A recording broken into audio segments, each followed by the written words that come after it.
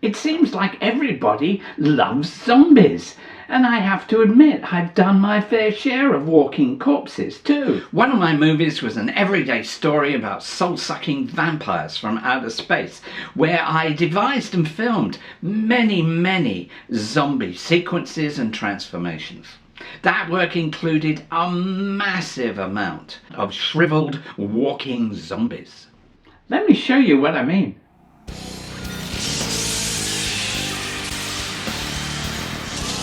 My team included 7 young effects artists, and they and I put 175 prosthetic zombie makeups on the streets over 5 nights, and we destroyed London.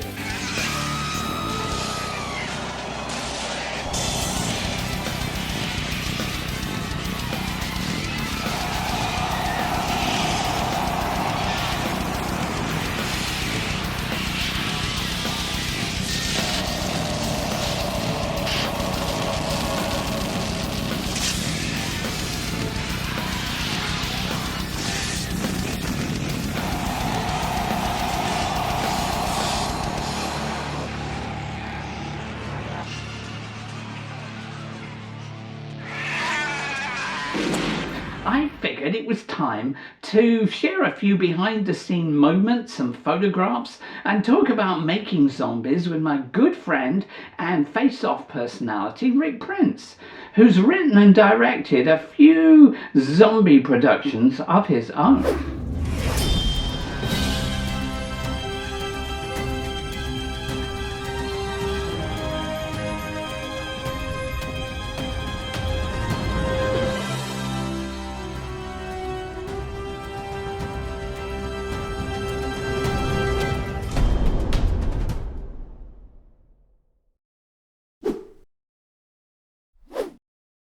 Rick, how are you today? Hello, good morning, Nick. It's a pleasure to be here with you.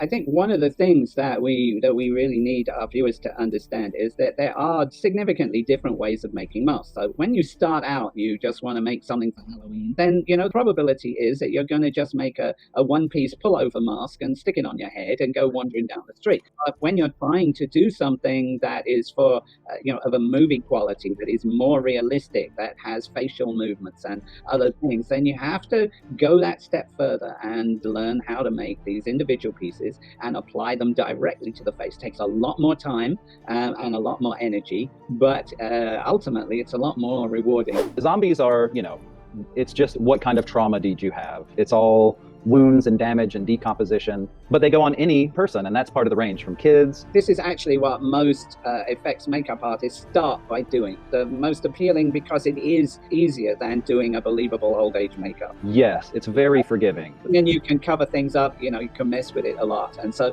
it's something that you see, all beginners and amateur makeup artists, posting on Facebook and whatever else, although not to this.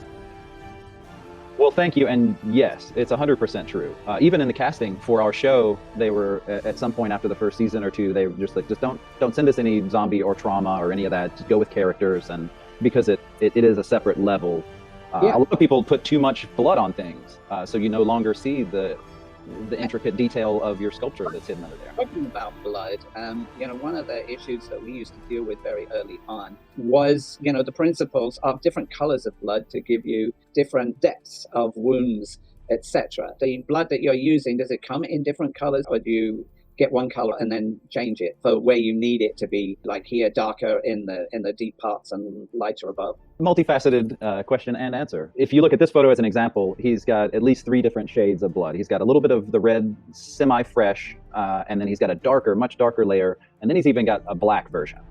So each of them have their own pigment ratios. But it's just food coloring and or dyes or pigments that you put into your standard mix. And then sometimes we'll thicken it, use a little Cabo. That's Cabasil. It's a filler additive that you'd never want to breathe. Always wear a mask with that stuff. But you mix it in and it increases the viscosity. It gives it thickness. So you can kind of have a blood paste, if you would, that would stay, especially in the beard, because it would just run through that. So we wanted it to hold a little of the density there. Right. I'm going to give the amateurs a little tip here. Actually, you can create all those colors with a jar of coffee. Coffee isn't going to poison body, and the more coffee you put in, the thicker it gets and the darker it gets. And so, you can actually mix it all right there at your table and save yourself money buying multiple products. Granulated coffee is good too because it gives you those clumpy lumps that can look really good. In this, the first of our zombie videos, I want to define the different ways that you can create a zombie. After all, Halloween comes around every year, and what better way to scare the pants off friends and neighbours than to have a pet zombie? Firstly, there's a two-dimensional paint job. You literally paint shade and colour on your subject's face to get the desired effect. That might work well at a distance, but it's pretty limited. So you might try enhancing that with some mortician's wax or another material that you apply and sculpt direct to the face of your would-be zombie. Second, there's a pullover mask, the kind of thing you might buy online. Of course, it's much more fun when you make it yourself. With that, you sculpt a zombie face over a human head, make a mold, produce a mask from that, and paint it. This gives you the chance to practice some basic skills: sculpting, mold making, and creating a latex mask. It also is best at a distance or in low lighting. Thirdly, you might try making some simple prosthetic pieces, maybe out of slip latex when you first start out, and then progress on to prostate transfers. You glue those to the face to generate some three-dimensional qualities and enhance that with basic makeup. This will be much more effective at close quarters, and in many ways, it's more fun. Lastly, for those of you who want maximum impact, you can progress on to more sophisticated forms of prosthetics made in silicone, dragon skin maybe, and foam latex, and maybe you'll get effects something like this. Walking Shrivel was a name that I came up with because these weren't really classic zombies. These needed to be something else, a marriage that was quite different. And so we would make these characters by doing a makeup like this with removable pieces that were around the mouth and around the eyes. And then the next day, we would take that makeup that we had done, we'd save it on a block, and we'd put it back on the actor. We'd add new eyepieces and new skin pieces and new wigs and moustaches and create an entirely different character. Some of those had fake eyes so that we could kind of break away a lot of the tissue around the eye, much more than you normally do with a zombie, where you just kind of make dark eye sockets and use the eyes of the actor with contact lenses. In this case, these are both eye shells where the pupil's been drilled out, and the actor is actually looking through this tiny hole in the piece. We had a whole series that, as each day we added more flesh, these would actually get less and less bloody. But as you cut the film together, you didn't really get to see that. By the time we got to the end, some of them had their torn faced looks taken out completely, and some of them would have a lot of hair work that was added to that. Remember, all of us on this channel are movie professionals that make major motion pictures.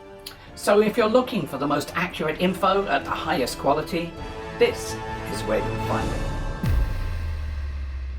Make sure you subscribe and ring the bell, or you may miss our next video about making Star Wars and practical creature effects told by people who were actually there.